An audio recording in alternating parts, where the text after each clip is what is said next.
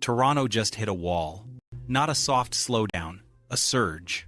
Across the Greater Toronto Area, active listings have blown past 29,000, a level this city hasn't seen in a generation. Streets that once flashed sold over asking now wear price-reduced signs like warning flares. Open houses feel longer, hallways echo, and the phones at mortgage brokers won't stop buzzing. At the same time, more than 1 million Ontario mortgages are rolling into renewal. Many were written when money felt almost free. 1-point-something%, 2%. Those 5-year clocks are expiring now, and even with a Bank of Canada rate cut, the new math prints with a 4 or a 5 in front. Payments jump, budgets tighten. And for thousands of households, the only lever left is a for sale sign. This is the backdrop behind the headline. The Premier of Ontario facing a market that won't respond to sound bites or quick fixes. Because what's breaking here isn't sentiment, it's arithmetic. Picture a family that bought in 2020 with a $500,000 mortgage at 1.8%. Their monthly payment, a little over $2,000. The renewal notice arrives for 2025. The new rate, 5-ish%. The same loan suddenly costs hundreds more every month. Same house, same jobs, worse math. Stretch that to 700 or 800,000, and the jump swallows a car payment, a grocery bill, or the last bit of breathing room in the account. Now, multiply that by hundreds of thousands of renewals marching month after month. That's the supply pipe. It doesn't explode. It drips. Constantly. Open a map of Toronto and follow the clusters. Downtown Glass, where the skyline never sleeps. City Place, the South Core. Yonge and Eglinton's Canyon of Cranes. North to Vaughan's new subway hub.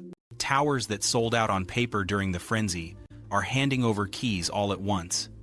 Every registration flips options into obligations. Mortgages, full maintenance fees, property taxes. If rents can't cover the carry at today's rates, the unit migrates from investment to inventory. In some buildings, dozens of near-identical one-beds chase a smaller pool of buyers.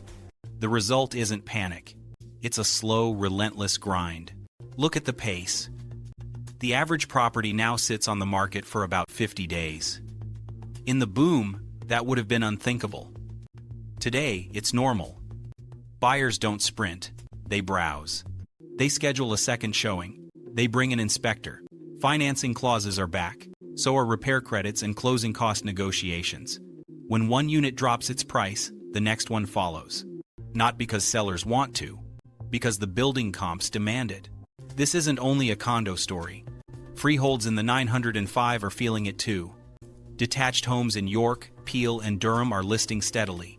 Family buyers still shop. They're just choosier. A dated roof, an aging furnace, a kitchen from 2006. Those are price cuts now, not quirks. Move-in ready still draws action. Everything else waits. Investors, the weekend warriors who lined up at launch parties, are the most exposed. They underwrote yesterday's yields with yesterday's rates, and today the numbers don't balance. Many try to assign contracts at a discount. Some walk away from pre-construction deposits they never expected to lose. Others list at a loss because the bleed each month is worse. Quietly, whole floors are being offered in bulk to funds at 6-figure discounts per unit. Those buyers aren't flipping.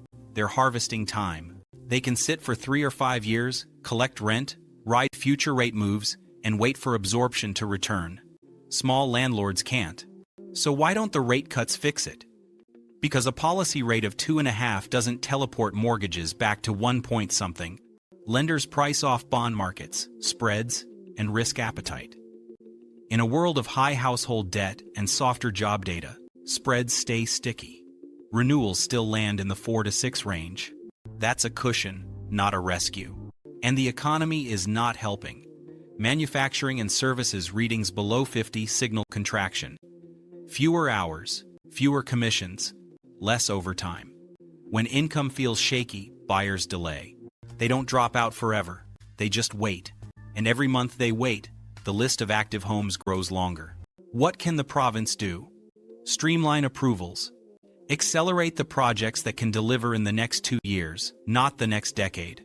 Push for clarity in condo reserve disclosures so buyers don't discover nasty surprises after closing.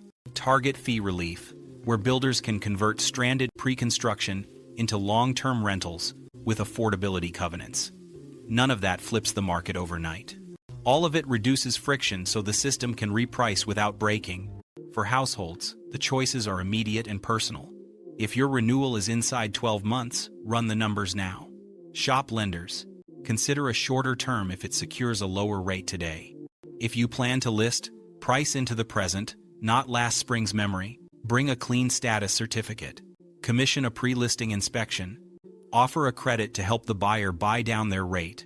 You're not selling a dream anymore. You're selling certainty. If you're buying, do the whole monthly math up front. Principal, interest, taxes, insurance, condo fees, and a maintenance reserve. If it hurts now, it won't feel better later just because a headline says, pivot. Focus on buildings with strong reserve funds and transparent minutes. Target listings that have been sitting 45 days or more. That's where leverage lives. Ask for repairs. Ask for credits. And don't chase towers with 20 look-alike units hitting the market every week. In those buildings, the cheapest comp tomorrow is usually tomorrow. If you're an investor, treat patience as a strategy, not a slogan. Underwrite with real debt service coverage, not hope. Favor properties near durable demand. Hospitals, campuses, major transit where vacancy risk is lower and tenant pools are deeper. And accept that the business plan today is hold and stabilize, not buy and flip. How will we know when the market finds a floor? It won't be a single day. It'll be a process. The sales to new listings ratio climbs back into the 40s. Days on market compress across segments, not just for A+ units. Price cuts turn from blanket to surgical. Pre-construction launches quietly hit lender pre-sale thresholds again. The gap between resale and new stops widening. We're not there yet, but Toronto has a way of digesting shocks, given time and jobs and transit and people who still want to build a life here. For now, the city is in a reset. The frenzy is gone. The leverage belongs to buyers who can close, to sellers who price into reality, and to institutions willing to exchange quick profit for steady yield. The premier can hold a microphone. The central bank can move a dial. But the story playing out on every street is written by spreadsheets on kitchen tables. This is what a market looks like when the cheap money ages out and the bills come due. It's not doom. It's discipline returning. It's negotiations instead of bidding wars. It's caution instead of FOMO. And yes, it's uncomfortable. But underneath the noise, a healthier pattern is forming. If you're buying, buy what you can carry comfortably today. If you're selling, be the listing that removes doubt. If you're holding, build a buffer and ride the curve. And if you're governing, clear the bottlenecks and publish the data that helps families make honest decisions. Toronto has been through tighter squeezes than this. It will get through this one the same way, with time, transparency, and transactions that make sense at today's costs, not yesterday's dreams. The surge in listings is real. The renewal shock is real. So is the path forward. Fewer headlines, more math, less panic, more plan. And that's the story behind the record everyone's talking about, why the for sale signs keep multiplying, why the pressure keeps building, and how this city will find balance again, one honest deal at a time.